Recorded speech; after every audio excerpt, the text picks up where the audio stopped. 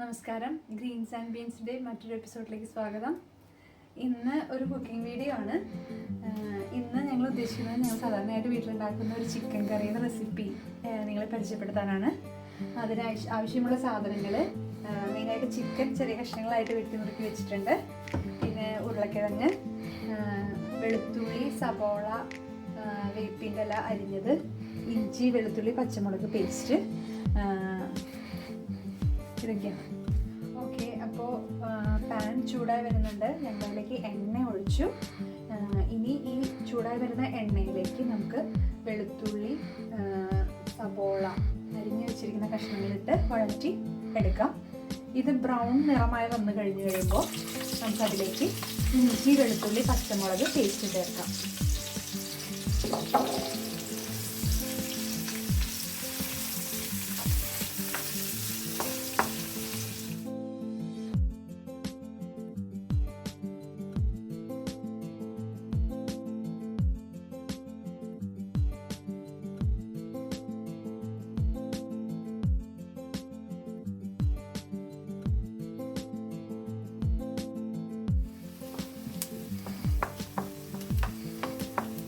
സവോള നന്നായിട്ട് വഴണ്ടി വന്നിട്ടുണ്ട്.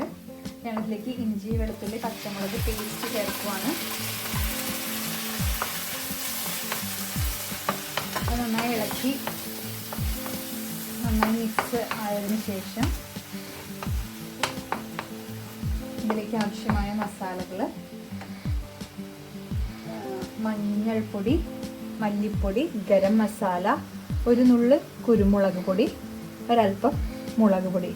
ഞങ്ങൾ എന്ത് കാര്യം ചെയ്യുമ്പോഴും കുറച്ച് ചൈൽഡ് ഫ്രണ്ട്ലി ആയിട്ടാണ് ചെയ്യുന്നത്. കാരണം വേറെ ഒന്നുമല്ല, എരിവ് കൂടിയാൽ മക്കൾ കഴിക്കില്ല. അപ്പോൾ അതുകൊണ്ട് എരിവ് എപ്പോഴും ഇച്ചിരി കുറച്ചാണ് ഞങ്ങൾ എന്തും ചെയ്യാറ്. ഇത് ഇതിലേക്ക് മിക്സ് ചെയ്യുന്നു. നന്നായി വഴറ്റി പച്ചമണം മാറുന്നത് വരെ നന്നായി വഴറ്റി മിക്സ് ചെയ്ത്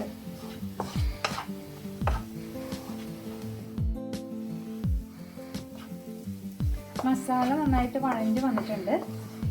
ഇനി ഇതിലേക്ക് ചിക്കൻ ചേർക്കുകയാണ്. ചിക്കൻ ഇത് നല്ല ചെറിയ കഷ്ണങ്ങളായിട്ട് നുറുക്കി കഴുകി വൃത്തിയാക്കി ഒരല്പം ഒരു ചെറിയ ടീസ്പൂൺ വിനാഗിരി ചേർത്ത് മിക്സ് ചെയ്ത് വെച്ചിരിക്കുന്ന ചിക്കനാണ്. ഇതാണ് ഞങ്ങൾ ഈ മസാലയിലേക്ക് ചേർക്കുന്നത്.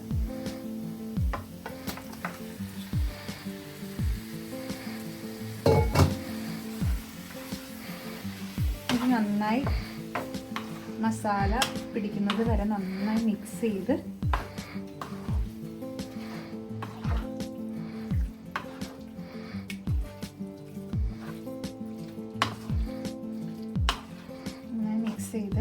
നല്ല രീതിയിൽ മസാല എല്ലാ കഷ്ണങ്ങളിലേക്കും പിടിച്ച് ഉറപ്പ് വരുത്തുക. ഓക്കെ, ഞങ്ങളിതിലേക്ക് ആവശ്യത്തിന് വെള്ളവും ഉപ്പും ചേർത്ത് ഉരുളക്കിഴങ്ങും ഇട്ട് മീഡിയം ഫ്ലെയിമിലിട്ട് മൂടി വെച്ച് വേവിച്ചെടുക്കുവാണ്.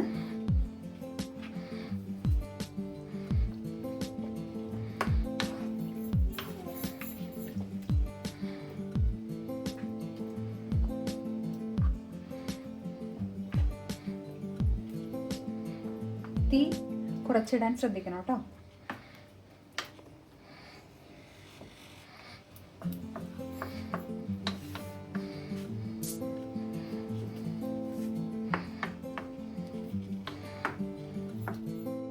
ചിക്കൻ കറി റെഡി ആയിട്ടുണ്ട്. ഞാൻ ചോറും കൂട്ടി കഴിച്ചോട്ടെ എങ്ങനെ ഉണ്ടെന്ന്. കുറച്ചൊരു പീസ് ചിക്കൻ എടുത്തിട്ട് നമ്മൾ ഇവിടെ ഉണ്ട്. ഇനി ആ ചാറ് ഇങ്ങനെ വെറുതെ ഇങ്ങനെ ഒന്ന് ചെറുതായിട്ട് കൂട്ടിയിട്ട് ഒരു ചെറിയ പീസ് ഇങ്ങനെ എടുത്തിട്ട് ചാറിൻ്റെ കൂടെ കൂട്ടിയിട്ട് അടിപൊളിയാണ്. എന്തായാലും നിങ്ങൾ ഈ റെസിപ്പി ഒന്ന് ചെയ്ത് നോക്കുക. ഞങ്ങൾ സ്ഥിരമായിട്ടുണ്ടായിരുന്നൊരു സംഭവമാണ്. ഓക്കെ, അപ്പം ഞാൻ എൻ്റെ ബാക്കി ഭക്ഷണം തിന്ന് തീർക്കട്ടെ കേട്ടോ.